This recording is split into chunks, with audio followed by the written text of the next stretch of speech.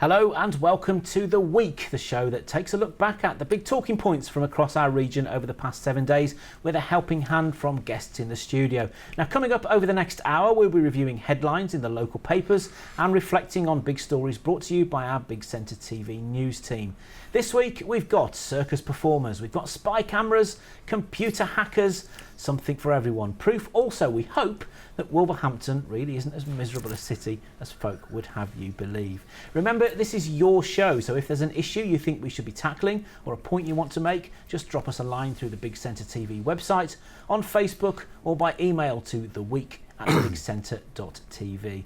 Now, helping me to cast an eye over the headlines this week is the President of Black Country Chamber of Commerce, Ninder Johal. Ninder, thank you very much for joining us. Always a pleasure. Always a pleasure. No shortage of talking points this week. And before we actually get into the news headlines, we ought to talk about the Black Country Chamber itself, because there's all sorts going on at the moment. You've got business awards coming up. You're being shortlisted for awards yourself. That's right. You've had a big shake-up among your own board of directors. So talk to me. Tell me what's going on. Well, I took over the presidency almost a year and a half ago, and my vision for the chamber was that it needs to be part of the community with which it operates. So really I set out to try and re-galvanise the brand and get the brand to be thinking and looking outwards rather than thinking inwards. So example, we welcome the opportunity to come and talk to you, and through you we can talk to our community. And so that was the sort of the first phase, using social media and media. And the second stage was then, how can we become more outward looking? And one of the things we did, we moved from Walsall into Wolverhampton, and we can talk about Wolverhampton later, and we plonked ourselves right in the middle of a business district area, so we're surrounded by businesses. Hitherto, the board of directors, if you wanted to become a board member, you had to spend a year becoming a vice president, 2 years becoming a president of your local chamber. And also we had 4 chambers with 4 presidents reporting to me as the above chamber. It was bloody complicated. So did away with all that, made it one Black Country Chamber of Commerce, put ourselves in the middle of a business district, and now on board we have some real heavy hitters from local business who didn't have to go through the turmoil. So you're able to maybe see a local business person out there and think they'd be brilliant with the chamber, as opposed to having to go through all that. And I think it's a modern way of doing business, isn't it? Absolutely. You want to be talking to the right and working with the right people. So it's a complete revamp, to be honest. It's a complete revamp, and membership has been good, and the way we organise ourselves is good. And as a result, the recognition is that we're now being shortlisted for Chamber of the Year amongst 53 chambers. Which is so that sort of tells you the journey we've been going on. When will you know whether you've won that? November, the date escapes me, last week in November, 23rd, 24th, something like that. I've forgotten my diary. Before that, you've got your own business awards as well, haven't absolutely. you? Absolutely. 19th of November at the racecourse in the Black Country. Main sponsors are Metsec, and we've got some fantastic businesses who've entered. All the local stakeholders are there, and if you haven't bought a ticket, I think there's only a few left, but it is the place to go to. It's one of the biggest business gatherings in the region every year, isn't it? It is, and it's been successful, and it's looking and growing in line with the way the chamber's been growing in the area, and we hope to play a pivotal role in the regeneration of the region. Well, I know we'll be covering it here on Big Centre on the night and the fallout and some of the big the big winners, but ticket information is on the chamber website. Everything's on the website. In today's technological driven world, always go to the website. Now listen, so you've moved into Wolverhampton. Has that made you and your staff feel any more miserable about your life? Well, look, this is fantastic. I mean, I got married in Wolverhampton. My wife is from Wolverhampton, so I know the area well. We've moved our head offices into Wolverhampton. So I completely disagree. Obviously, I will do. I actually find the people... We should say, shouldn't we, in case anybody hasn't seen the story, this survey's come out this week saying that Wolverhampton is the most miserable and depressing place in the country. I'm a Wolverhampton boy as well, so... Well, listen, you smile all the time when I see you. Listen, I think it's some number cruncher who had nothing better else to do than sit in front of a calculator and a computer, punch some numbers in. I find the people of Wolverhampton are fantastic to work with, they're fantastic to meet. My wife's from Wolverhampton, they have a great football team. It's right in the centre, it's got Jaguar Land Rover, it's got great universities, it's got a great college, it's got great people. Who the hell came up with this story? I think you might find you are in line with a lot of the big centre TV viewers, because our news team went out into the city of Wolverhampton to find out what people in the city made of it all. Are they really as depressing and as miserable as people think? Not when you see this video. I think it's only because there's not many jobs in the Midlands and they keep on messing the benefits around. Well, that's because they're all very miserable, like, you know. They all speak with a very depressed accent, like, you know. But they're not depressed, no more than anywhere else. That's myth. It's not true. Any group of people you take, they're either depressed or they're happy, and it depends on the survey and how it's worded. You can find anything you like in any level. I don't think we are all miserable. It's how you make life. You know, if you've got a good sense of humour and stuff like that, why not? I think that's quite a horrible thing to say about people who live here. I don't think they're more miserable here than anywhere else. We don't have the seaside or beautiful countryside, but it's not far to get to the countryside, and I don't think people are more miserable. The sun's shining today. It's quite pleasant. I think it's ridiculous. See, here what I found is the people are nice. I didn't found anything like that. Well, I don't think it's so. I mean, when I go dancing with people my own age, and when we get together, we're very happy and we're enjoying life. I mean, I know people live longer now, and because I live longer, I mean, you have problems obviously, but you got to make the most of them, haven't you? What do they say? There's lies, damn lies and statistics, don't they? So whenever a survey comes out, I think it said that Dudley was the most optimistic, the least miserable part of the West Midlands of the Black Country. But Look, they were saying it depends who they spoke to, what the sample was. I mean, if you go into Wolverhampton, there's a lot of regeneration going on. The Manda Centre, a lot of money going into that. The Civic Hall, which brings the most fantastic acts, that's being refurbished. I really don't know where the story has come from. And let's not forget, Wolverhampton is part of the Black Country, which is the second highest performing region in the country.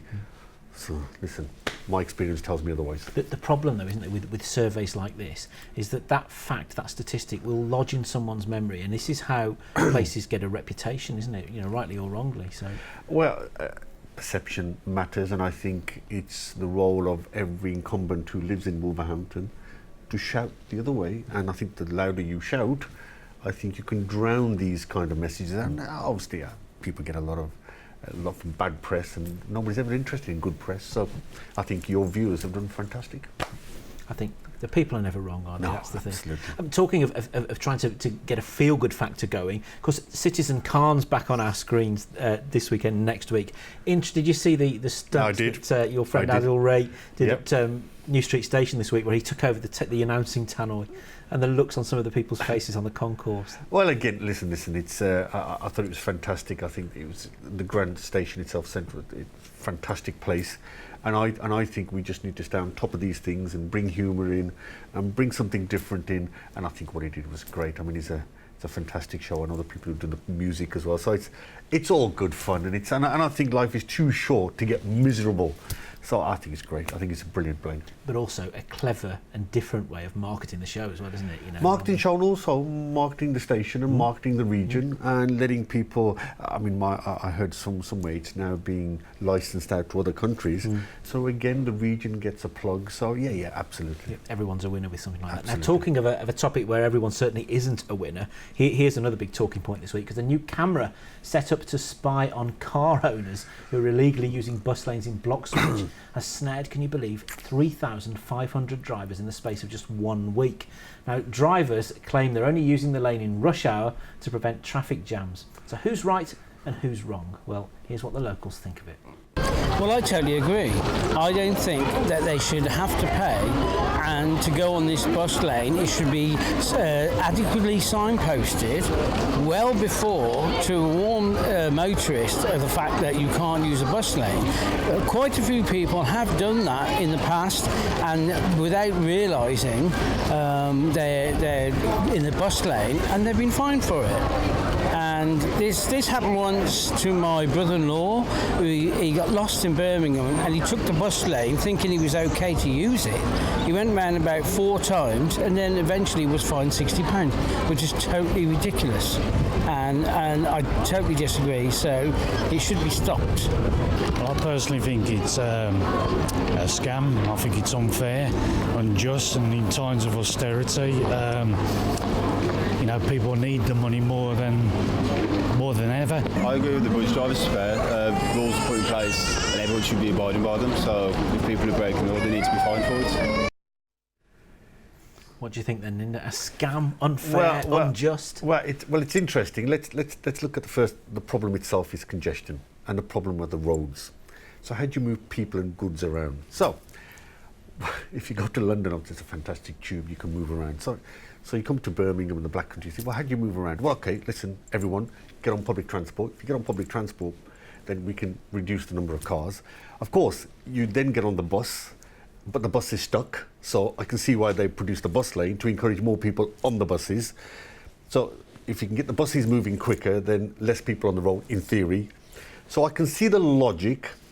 The trouble is, of course, is if you're stuck and some of the signs aren't that brilliant, so you don't know where it actually starts and where it finishes. I think this is tinkering around the edges. I think we have a big infrastructure problem.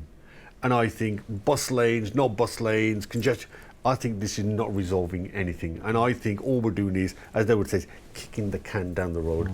I think we need to start from scratch and say, right, how can we move people and goods around the region much quicker? Now, just to come to the studio, I had to put in an hour and a half to come here. So I've lost, in effect, an hour's productivity. If you now translate that across everybody who sits in that traffic, we as a region lose a lot of money. And if the Chancellor wants to improve productivity, which is what he's saying, well, give us the money, thank you, Mr. Chancellor, so we can improve the roads, get rid of these blinking bus lanes, get people moving. Then we wouldn't be having this non-productive discussion about bus lanes. And of course, if you are going to say, right, bus lanes are the way forward and we're stuck with them, presumably the thing to do is make sure you've consulted properly with road users, with the locals, about where they need to be, about potential bottlenecks, about rush hour hotspots. This is one of the big problems, and businesses will tell you, is sometimes they put bollards in the most silliest places. They'll put bus lanes in the most silliest places, and I'd love to know who dreams these things up. But at times they just have no idea what the local region wants or the local locality wants. So I think we have a bigger problem, and I think the bigger problem is stop tinkering around, sort the roads out, get a proper system in place so people can move. Let's talk about something a bit more optimistic, shall we? Go on. Resorts World over in the NEC. I mean, Nice. that's been in the headlines the last 2 or 3 weeks, really. £150 million, I think they're throwing at it at the moment. And the new Cineworld Cinema opened on Monday. Happened to have the new James Bond film to show, which is a good timing. on seats opportunity, isn't it? But things are starting. I mean, it's coming for its fair share of flack, really, hasn't it, over the last few weeks, about the blend of businesses that are in there and whether it's got an identity. But this is another just excuse for people to actually use the NEC, not just to come in, attend an exhibition and leave, but to stay in the area and invest money in the Birmingham Black Country, isn't it? I think what people tend to forget, they look at the region as a heritage from an industrial manufacturing background, but what you forget is this region as a whole has a lot to offer in terms of visitor attractions. So I see nothing but plaudits for having this place by the NEC. There's a lot more to do there. The place itself is fantastic, and I think if we can have people moving into the area because they know there's leisure activities to go to, then I think you're going to attract what we call inward investment. So businesses, larger businesses, will set up in the area knowing their workforce has got somewhere to go to once they finish work. And a lot of people tend to forget that. So I think we're addressing that problem. I think it's fantastic. I think it's got people something to talk about. And I think we're beginning to shape up an offer for people to move into the area. I think it's fantastic. And it's all about image, isn't it? If people have a feel-good factor. Look, we talked about perception just a few minutes ago about people being miserable. Now you suddenly put something like this up and people are still miserable. I don't know. It's all about perception. And I think one thing I really do have a problem with our region is we simply don't shout enough about the region in terms of everything it offers. I think we spend more time shouting than being miserable. I think the perception will change overnight. That's just a general feeling, isn't it? When you've got something good to promote, you just keep quiet because you don't feel like people. You feel like you're boasting. We're not very good in Britain, are we, at boasting? I think our region is very self-deprecating. I think we don't like to shout. We just like to get on with it. But unfortunately, if we get on with it while the rest of the world does the shouting, unfortunately, we get left behind. So I think that's something we still need to address. The good news is we've got some great things to shout about in our region over the next 20 or 30 minutes time. Some fabulous packages and good news stories. We've got new jobs being created. So stick with us because Ninda and I will be talking some more after the break.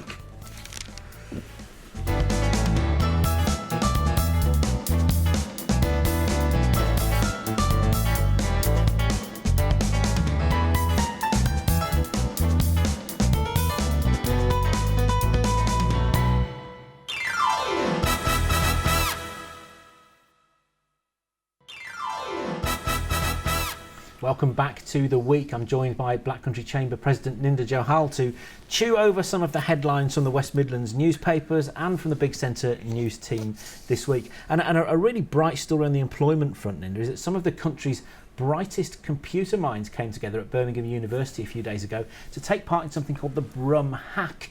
Now, this is a 24-hour computer programming marathon. It's the third year that they've run it, and so Big Centre went along to meet some of the star performers. Brum Hack is back. Now in its third year, the 24-hour student hackathon gives some of the UK's brightest computer sparks the chance to let their minds run completely free. So a hackathon is really an invention marathon. So it's about computing. People will program. They'll use some of our sponsors' APIs to get access to some really cool data and do some interesting things. They'll get together in teams and they've got free reign for 24 hours to make something awesome, to hopefully win some prizes, make friends, have some food, and generally have a weekend where they can do things without the fear of assessment and just let loose and make something really cool. And potentially get a job, speak to some of these companies, find out what they do. With only 24 hours to build their new invention, the pressure is really on for these talented techies. For me, the hardest bit is always coming up with the idea. Like the coding, like sometimes it can be hard, but it's way harder to come up with an idea for me. At the start, you think you've got loads of time, but by the time you get to the end, it's like, hang on, we've got like an hour, and we're miles away from anything. So at the same time, people can go up on stage. I've seen people at the first hackathon who had ideas that kind of completely failed, and they kind of showcase their failures, and everyone still claps, and it's all like an accepted thing. So I think that's really good. Every year, the ideas just keep on getting bigger and better.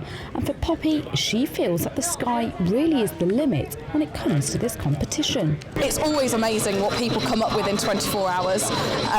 Because when you think about some startups and companies that have been going for tens of years, and they've got hundreds of developers to make this product, and you get a team of 4 undergraduate students in 24 hours that make some really good stuff with a lot of technical skill. And so it's really interesting to give people the chance to use that in a way, and ultimately that creativity and that freedom and no boundaries means people are like, oh, I've got to do this for uni, and they'll really concentrate and make something amazing because they know they're not having to do it. It's for the pure joy of wanting to program. With just 24 hours to go, it's needless to say that the battle is on. This is Roshni Patel for the Midlands at the University of Birmingham. This is a really good sign for the future, this, isn't it? Because, of course, computer skills for the young generation are second nature, but the ability to combine that with ideas and something that's got commercial potential, you can't put a price on that, can you? Just think about this, Carl. A young kid who starts school today will be a pensioner in 2085. Think what the world would look like in 2085. Think how the world will change in 5 years. Are we producing the right level of students for 10, 15, 25, 35 years time? What kind of jobs will they be going for? And I think this is a sign of the changing, turbulent world we're in.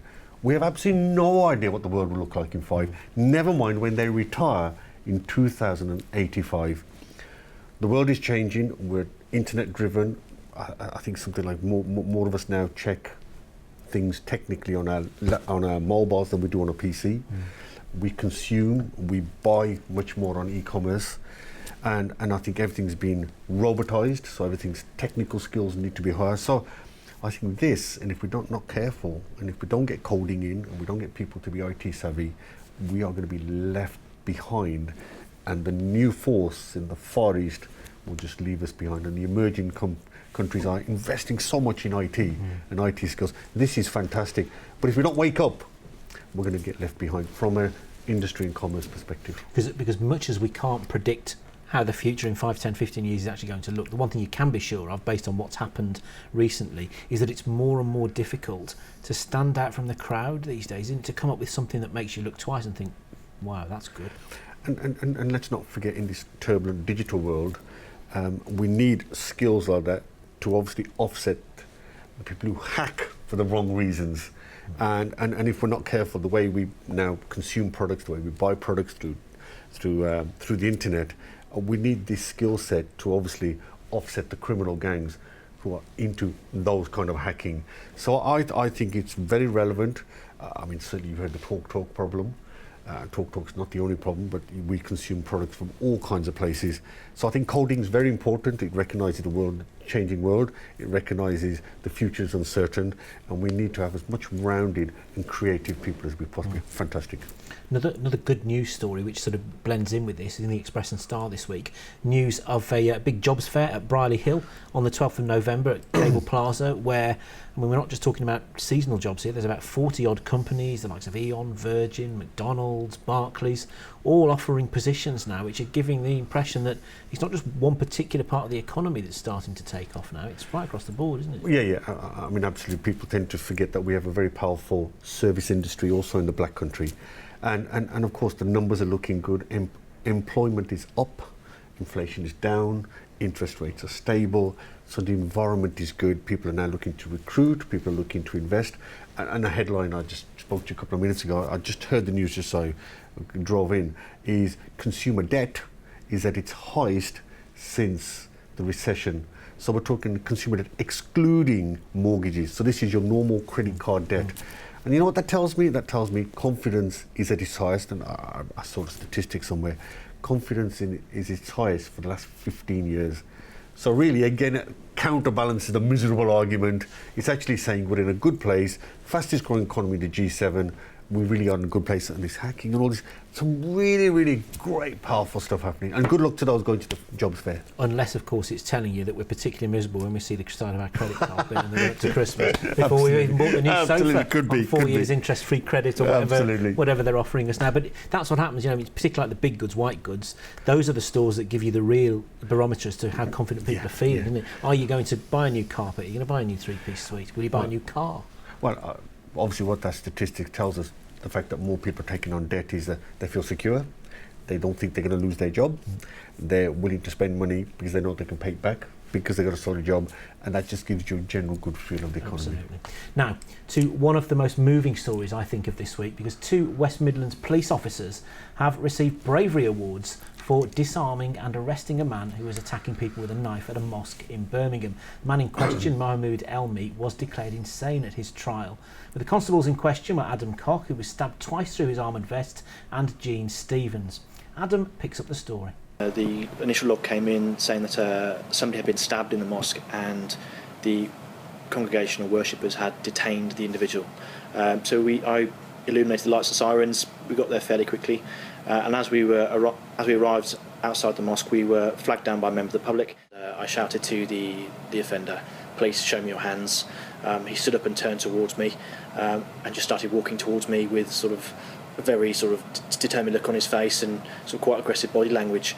Having seen the injured guy on the floor, my thoughts were there's something not quite right. So I've deployed my taser, and I remember seeing the top barb hitting him in the chest. I remember him looking down at it and then just sort of looking at me and closing the distance on me in under a second. He struck me really hard to my stomach, which knocked me to my knees. I managed to get my arms around his waist in some sort of bear hug, and I pulled myself to my feet. And then I remember him trying to stab me several times in the back. The next thing I would remember is kind of being on the other side of the room, on top of him on the floor, with my hands around his wrist, trying to disarm him. Gene told me that I'd been stabbed, and I looked down and saw blood coming from under my vest. And as I peeled that back, I saw something coming out through my t-shirt, at which point I've just keeled over and collapsed really, and I'm lucky that there were other persons present there that helped to restrain him so Jean could handcuff him, and that firearms colleagues and response colleagues arrived pretty sharpish, but also there were 2 medical professionals in the mosque that sort of also helped give me first aid really, and as a combined effort I've got no doubt they saved my life. Having seen my stab vest post-incident, or photos of it should I say, there are numerous knife wounds to the back of it. One of them went 3/4 of the way through my vest, which I believe is over my spine. So had I not been wearing it, I either wouldn't be walking or I wouldn't be alive. I don't really remember a great deal, so to be recognised and rewarded for something that I don't really remember is quite an odd situation to be in. But for something great to come from something so horrific is obviously absolutely fantastic.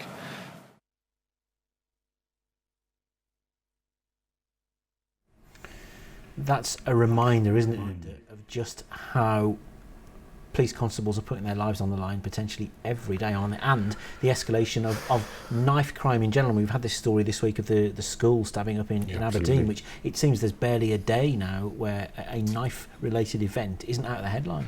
Yeah, a couple of things that came to note was, first, it's so humbling to hear the kind of incidents these people tackle, and the police. I have so much faith in the way they tackle these kind of things. I mean, what was troubling me was why the taser didn't work, because they did hit the guy with the taser, but it didn't seem to have anything.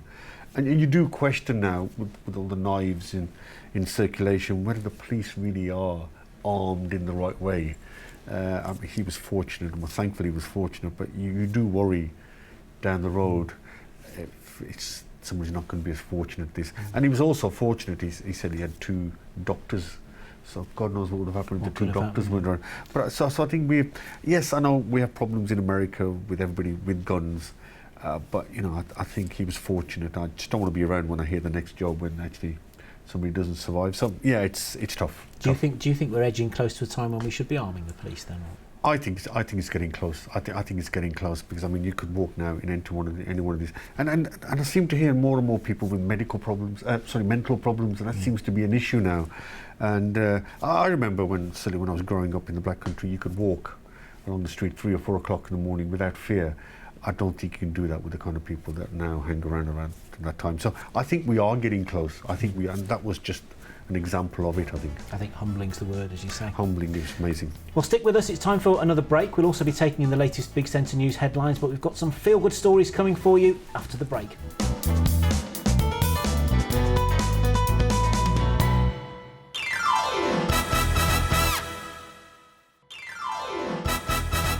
Welcome back to The Week, where myself and Ninda Johal, the President of Black Country Chamber of Commerce, are continuing to chew over the news headlines for the week. We seem to have concentrated on quite a few bad news stories, actually, Ninda, in the first part. So let's try and just change the mood a little bit. This is good news, certainly this first story, for locals, because there's a block of flats in Birmingham which have been described as a blot on the landscape, and branded a relic from a bygone era. Well, this week, this 3-storey block of flats at Shard End were demolished, and as Lois Swinnerton discovered, people weren't altogether sad to see them go.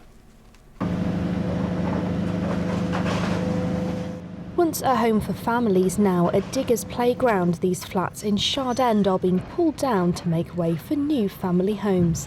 Built in 1955, local councillors say the 3-storey blocks are no longer in demand in the 21st century. I would describe them as more akin to 19th century housing than anything we need in the future. So these are coming down to be replaced by family housing that is fit for purpose. So a mix of bedroom numbers across this site so that we can meet the local housing demand in this particular area. And these will be houses rather than flats that people... These flats are things that people don't wish to live in the 21st century, so we're replacing them with houses that people will want to live in. 12 new properties will be built by Birmingham Municipal Housing Trust, and local councillor Marge Bridle thinks it will make a positive impact in the local community. These flats, unfortunately, have been a bit of a blight on the landscape for many years. and we've had many problems with, antisocial behaviour and fly tipping and the fronts of the blocks looking awful. So I think it's going to make a big difference to the people who live opposite and around the area that these blocks are gone, and hopefully with them the antisocial behaviour and the mess that there's been. The demolition process will take around 3 to 4 weeks to complete, but where does all the rubble go? Most of the materials from this site, I would say 99% of the materials will be recycled. So everything that you see going off site today will be recycled and put to further use. Once the site is cleared and all the foundations and materials have left the site, then we leave site and the builders come on site. Once complete, all properties will be available for rent. It's a project which is hoped to be mirrored throughout the rest of the area. Lois Swinnerton for The Midland at Shard End in Birmingham. Do you know, one of the things that I found quite interesting in that report is they're talking about them being 19th century from a bygone era. They were only built in 1955. So it actually makes you realise just how different our lifestyles and our demands have become in the last 50, 60 years. Absolutely, it's like what I said to you, we don't know where we're going to be in 5 years' time. But I think people also forget that Birmingham itself has gone through a hell of a renaissance, and if you go to the bull ring, the kind of regeneration they've had there. And let's not forget, Birmingham was just recently, very recently, last week or so, voted City of the Year. So I think this kind of thing brings exuberance to an area, brings enthusiasm to an area. People feel they're being looked after and cared for.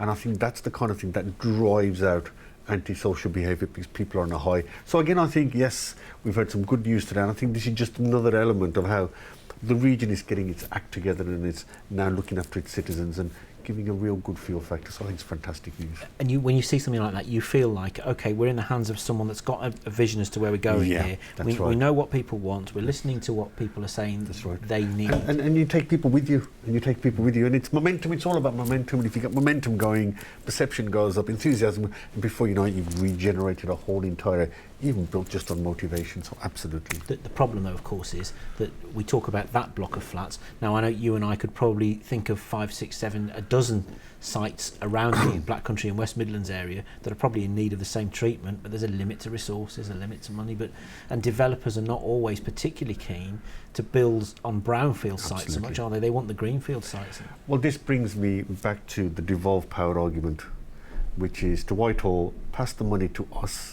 We know where these areas that need regeneration. Give us the money. Let us make those decisions rather than you in Whitehall, Oxford, Cambridge educated, straight from university. Most of them haven't even been to the area. So how can they possibly know what needs doing? Let us as local people decide what needs regenerating, what roads to sort out, what bus lanes to sort out. Give us the money and we'll sort it out. And then you get things like this happening. And then we won't be feeling miserable at all, always. That's the good thing. Now, talking of not feeling miserable, the magic of the FA Cup is alive and kicking in the West Midlands after giant killers Stourbridge dumped Kidderminster out of the competition at the weekend to earn a place once again in the first round proper. Well, Big Centre sports presenter Gary James joined the club's chairman and manager as the draw was made. So what did they make of the long trip to Dover, which now lies ahead of them? So, Andy, chairman, Gary, the manager, the right result on Saturday against Kidderminster. The draws happened. Dover Athletic, how are you feeling? A bit dumbstruck, I think, to be honest with you. There's a lot of teams in there, so we'll go down to Dover and give it our best shot. But yes, it could have been a bit more lucrative for the club as a chairman, but you've dealt with the cards you've got to play with, so I'm sure we'll give it all our best. And of course, Dover in the same league as Kidderminster, you said we beat on Saturday. So, Gary, do you know anything about them, or what are your feelings as a manager to go down to Dover? I've just got this sneaky feeling Dover's near France, so I know we've got one heck of a journey. Ultimately, people ask me who would you like in the cup, and I said, well, it's no good me telling anybody. It's you play who you are, and we're playing Dover. Yeah, it's going to be a tough game, but we're capable of beating anybody. If we're on our game, we've got a lot of good players, and we'll go down there with the belief we can cause a major upset, as we did with Kidderminster on Saturday. So be it. Looking forward to it now. And again, like you said, on Saturday, you're a couple of divisions below. You were the underdogs, and the underdogs came good. And the same could happen again. And for the club, it must be absolutely fantastic if that happens. It's a great achievement for us as a club. We consistently get into the first round of the FA Cup now. Done it 4 times in 7 years. So, you know, it ain't a fluke, it ain't a one-off. So we must have some mettle about us. And we won't be phased going down to Dover. We might all have to check that our passports are valid. But we'll go down and have a good, you know, we're going to enjoy it and see what come out of it. And I'm sure that the fans that you've got here at Stourbridge, I mean, you'll take a few coach loads down there, won't you? Oh, we certainly will. They'll travel all over the place. I mean, it's when you look at the highlights of the show, it started off with Bradford beating Chelsea.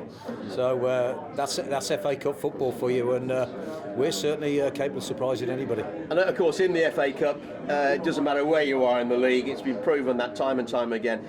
All facts and figures go out of the window. It's a one-off, isn't it? It's a one-off game, so it's anybody's game.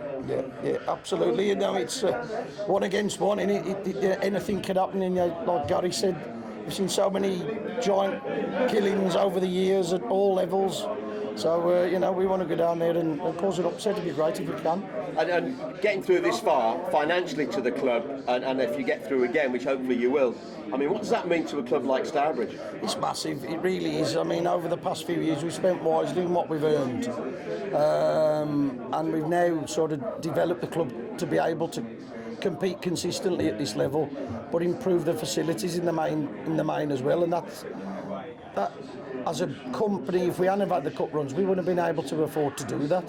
So what the guys did on the pitch was playing in the cup and winning the money in the cup. We spent it at the club, and it's allowed us to move the club on again to the level we're at, and hopefully push for a further level again. And will you get a chance to watch Dover play ahead of the game? Yeah, to be fair, the chairman's very good. We'll have a private jet flying down there, and we'll be fine, and overnight stop, so don't worry about that. We'll be making sure we do our homework. Yeah, I heard he said that, yeah. I've seen the Rolls Royce outside. We've got the helicopter on the car park, so we can get out on the I meant to say helicopter, but... the aeroplane's being fixed at the moment.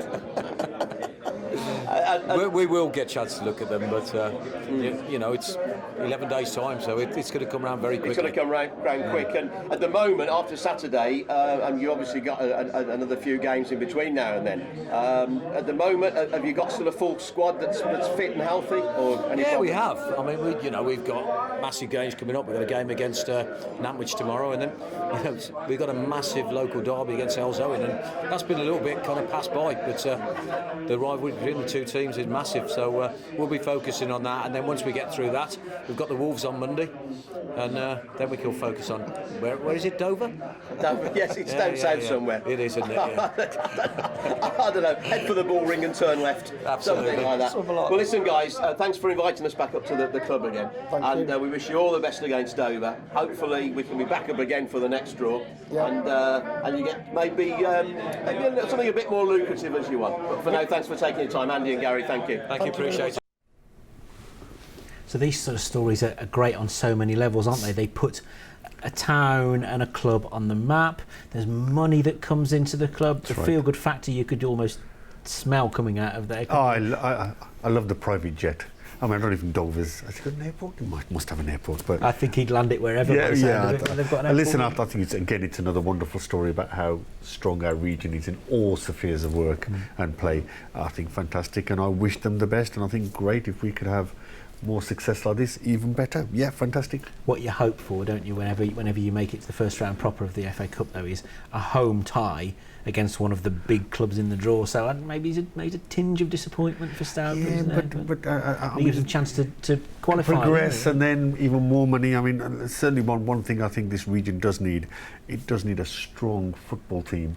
I mean, Villa got to the final last year, but obviously they're struggling in other areas. So we really could do, and it's interesting that if you travel abroad, the Premier League is obviously very popular, and we don't realise the power of a region. It can be enhanced if they've got some great football teams. Manchester's laughing all the way, and so London. So I think we need to need our teams up there. It is true. I remember going abroad on holiday a few years back to an area which was in the middle of nowhere, and the only English words that the guy that I met could say was Alan Shearer. It was the only thing he could say. Well, so football reaches out to people on so many different levels. So, we ought to talk a little bit about Aston Villa, I mean, they obviously, Tim Sherwood was sacked at the weekend, they went out of the League Cup in the middle of the week. No one likes to see a club of that size, really, from a Midlands football supporting point of view. It's a huge club. We lost Blues, they're sort of, okay, they're doing quite well in the Championship, but I remember a time when we had Coventry, we had West Brom, we had Wolverhampton Wanderers, Aston Villa and Birmingham all in the Premier League. So can you imagine the amount of people that would come into the area and spend money? And so yeah, I think it's something, it's out of our hands, but it would be wonderful to have that many teams in the Premier League. I remember the story, it was, you know, the West Midlands and all. So yeah, anyway. Yeah, it all goes back to the feel-good factor, doesn't it? You know, and then it seems like all the stories we're talking about this week almost have the same sort of strand together about an image, a brand of the Midlands. If you've got a powerful brand, and all of these things come together, if your roads are clear, if your football team's winning, if you're not feeling like you're in the most miserable part of the land, the buildings are nice, and people smile all the time, and yeah. There you go. Absolutely. Now, here's one person who wasn't smiling. I love this. This was a story in the Express and Star this week. It's a place called Halesowen Cash Brokers, and there's some amazing video on the Express and Star website if you get a chance to look at it. Armed robbers, complete with an axe, started laying into the front window of the shop. Clearly taking a liking to some of the items on the display. Little did they realise that the proprietor, Henry Hunter, was a martial arts expert with a black belt in karate and all sorts of things, and decided he wasn't going to take this attack sitting down, went out, tried to confront them, and they scarpered twice as quickly as they arrived. And you almost don't quite know what to say about that, do you? Because was he being a little bit foolhardy? Yeah. Well, there's another story very similar. I saw it on YouTube or somewhere, when a chap walked in, tried to rob the place, and a couple of pensioners were walking past, and they blocked the doors, and this guy was running around inside the shop trying to get out. You can imagine the panic he was trying to get out, and they locked the doors, and he tried to then escape from the back, but by the time he tried to, the police had arrived, they nobbled him. Yeah, I mean, that was where there was, I suppose, little risk.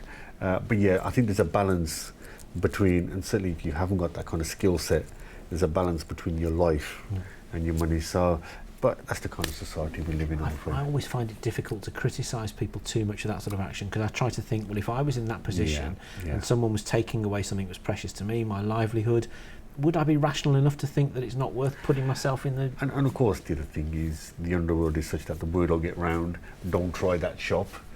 The guy's a bit of an expert, and I suppose if you let people walk out with the goods, then I'm afraid probably every week they'll be walking out with the goods. There's a sign you can see on the front window of Halesowen Cash Brokers saying they tried to get in, they didn't succeed, nothing was taken. Almost, so what?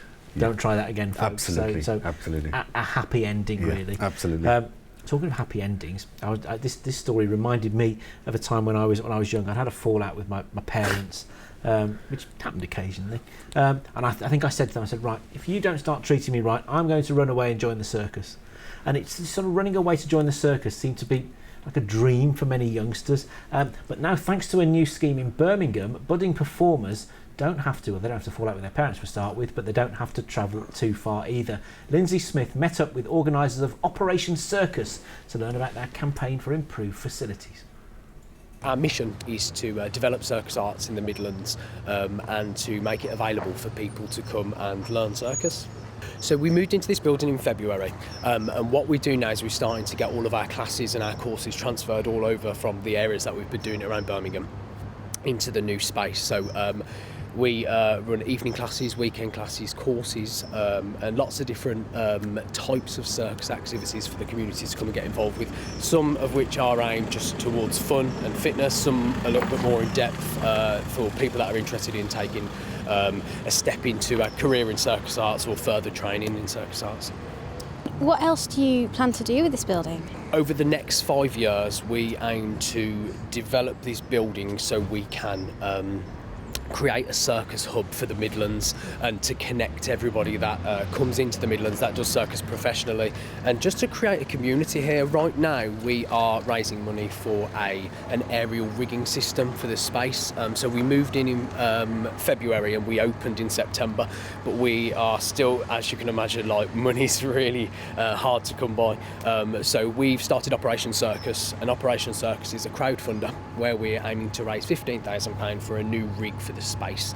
Now, the rig will allow us to do a lot more aerial, basically. So everything that you see up in the air, trapezes, things like that, we need a bit more of a dynamic system that fits into this building. So we've got a really small thing now.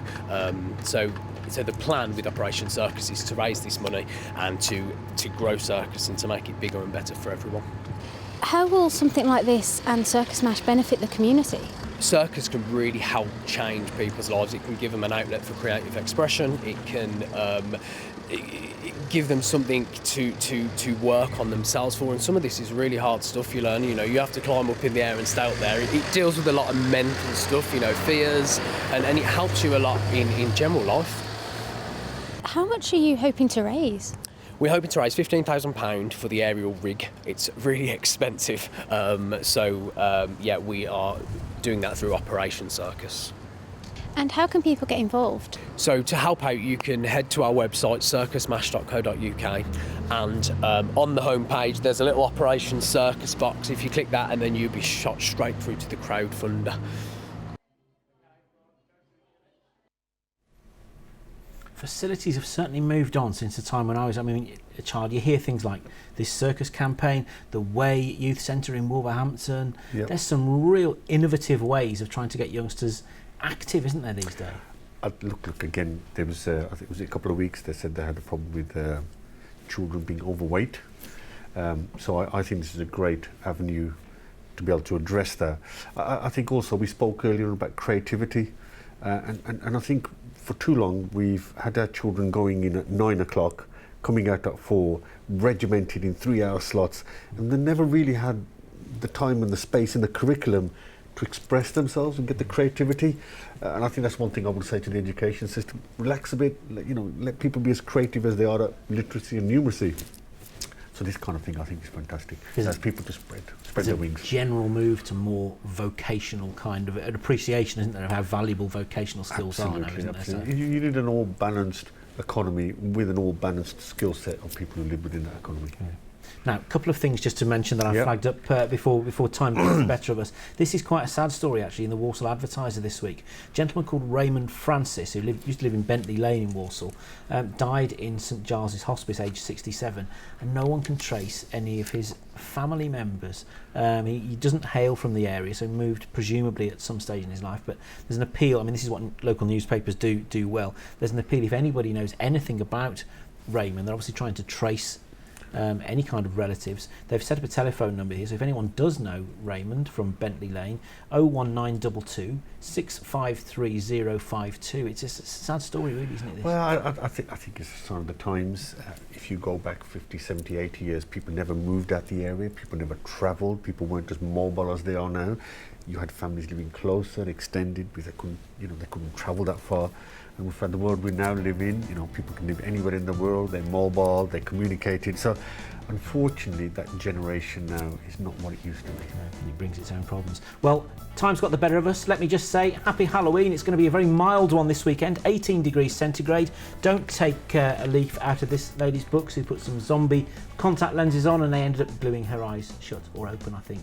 Linda, thanks very much. Thank you very much. Thanks a lot. Fantastic. We'll see you next week.